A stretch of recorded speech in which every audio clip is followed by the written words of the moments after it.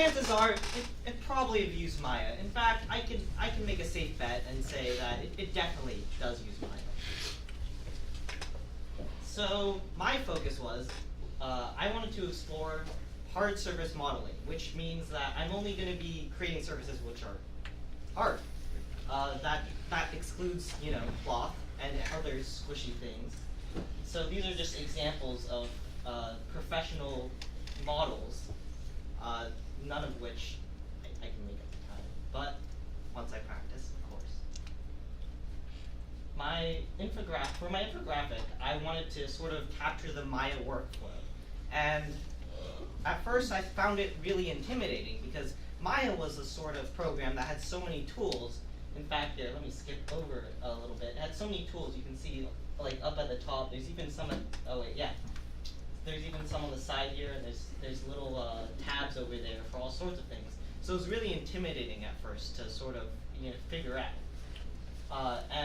But what happened is that I actually realized that essentially one of the most efficient workflows is to use as little as possible, interestingly. So the way it works is that when you're doing 3D modeling, you find a reference picture. Well, typically you find a reference picture, or the picture that you want to model, right? You export it, and then all you really need to do is you take a basic shape, and then as Kat said, you just push and pull it until it becomes that shape, and you sort of form it into the object.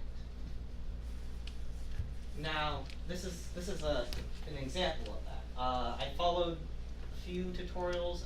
This was one of them. Aaron did it as well, and you can see that I have the sword here, or at least the image of the sword, and at least one of the steps here was to actually sort of draw it out. And now, I'm not a really big fan of drawing stuff out, like you have to draw each line of the shape.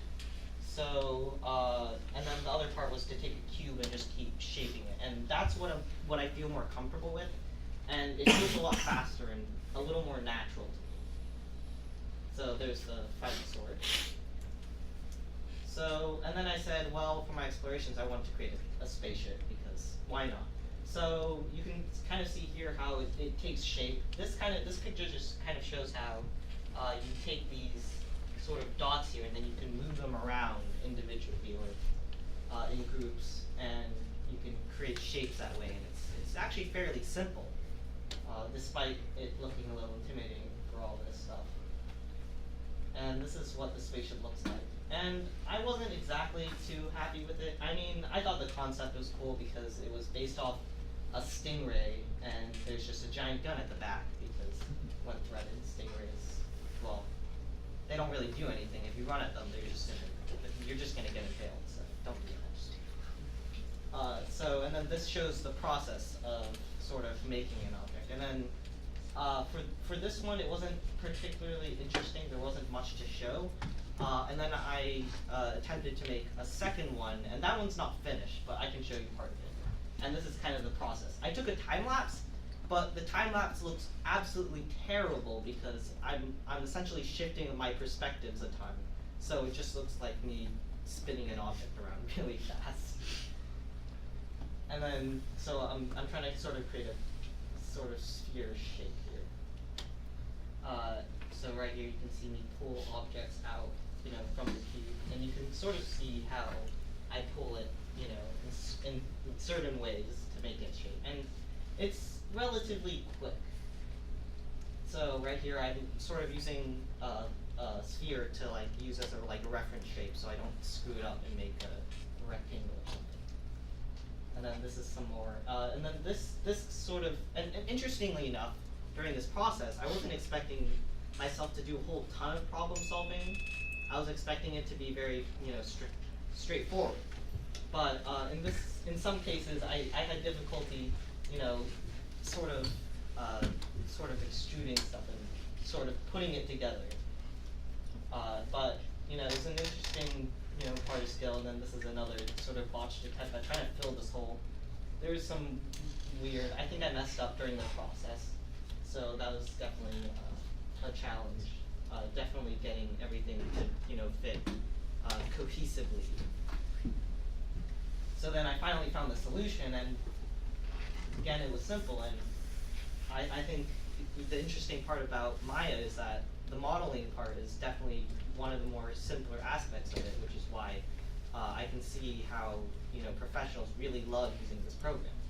Or maybe not love, but it's definitely well used. And then this is sort of not my final product, but this is sort of what I made here. And then this is just the general cockpit, and then it has like, and it's on a sort of gimbal. Thank you.